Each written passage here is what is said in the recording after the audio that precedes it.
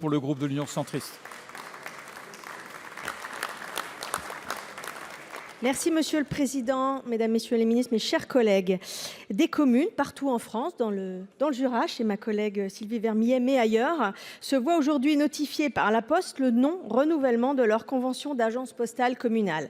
Cela se traduit pour elles par une perte financière, la suppression d'emplois et l'impossibilité de pérenniser des services de proximité qui sont, nous le savons, essentiels au quotidien et à la vie de villageois parfois isolés. Si les différentes missions de la Poste sont aujourd'hui confrontées à des déficits liés notamment à la baisse du volume des courriers, l'importance de cette mission de l'aménagement du territoire a été rappelée maintes fois ici au Sénat et à l'Assemblée nationale. Pour justifier les non-renouvellements de ces conventions, la Poste invoque la baisse de la compensation versée par l'État au titre de cette mission d'aménagement du territoire qui serait passée de 174 à 130 millions. Pourtant, lors de l'examen du projet de loi de finances de fin de gestion 2025, le Parlement a précisément adopté de manière transpartisane et dans le but de maintenir les points de contact sur l'ensemble du territoire un abondement de 52 millions d'euros. Lors des débats du projet de loi de finances 2026, le ministre Sébastien Martin, alors en séance, a explicitement demandé que la mission d'aménagement du territoire soit préservée et que la présence postale soit maintenue. Alors, Madame la Ministre, pouvez-vous nous confirmer que les 52 millions d'euros votés en loi de finances par le Parlement ont effectivement été affectés à la mission aménagement du territoire ? Pouvez-vous nous confirmer votre soutien aux élus des 17 000 points que ces agences communales, postales, qui couvrent notre territoire, qui ont contractualisé avec la Poste? Pouvez-vous nous réaffirmer votre soutien à ces élus qui agissent au quotidien sur nos territoires? Merci, chers collègues. La parole est à Madame Françoise Gatel, ministre de l'Aménagement du territoire et de la décentralisation. Merci, Monsieur le Président. Madame la sénatrice Anne-Catherine Loisier, je ne doute pas que votre question intéresse bon nombre de vos collègues.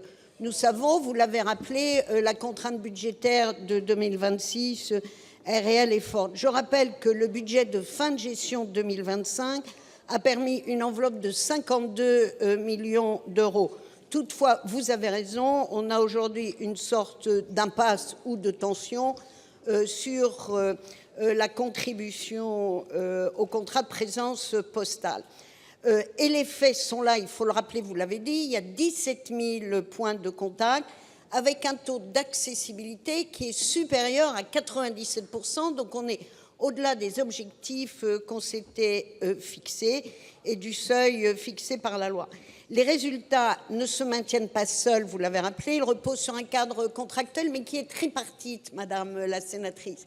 Il y a l'État, l'AMF et la Poste. Et le gouvernement a prolongé ce contrat tripartite jusqu'en décembre 2026 pour ne pas créer d'instabilité et prévoir l'élaboration du nouveau contrat. Et la question, si elle est budgétaire, elle n'est pas que budgétaire, elle est aussi structurelle. C'est-à-dire comment la Poste, quel avenir pour la Poste à un horizon de 10 ou 15 ans, à un moment, vous l'avez dit, où les financements qui viennent du courrier disparaissent de plus en plus. C'est l'objet du 7e contrat de présence postale dont les négociations s'engagent cette année. J'ai déjà entamé les discussions avec la présidente de la Poste, mais aussi avec Stéphane Travert, que vous connaissez, le député Stéphane Travert, puisqu'il est président de l'Observatoire national de la présence postale. Je le dis clairement, la négociation du nouveau contrat ne se fera pas sans les élus locaux, car il y a des commissions départementales de présence postale. Mais je rappelle que c'est un contrat tripartite et qu'il est important que les trois parties soient dans la discussion. Merci, Madame la Ministre. On vous a coupé le micro, mais ce n'est pas moi. Madame Loisier, vous avez une réplique de 15 secondes. Madame la Ministre, assurez-nous que la parole du gouvernement est tenue. Assurez-nous que le vote du Parlement est respecté et que les crédits votés ne sont pas détournés de leurs objectifs. Chers collègues, la parole est maintenant à Madame Béatrice Gosselin pour le groupe Les Républicains.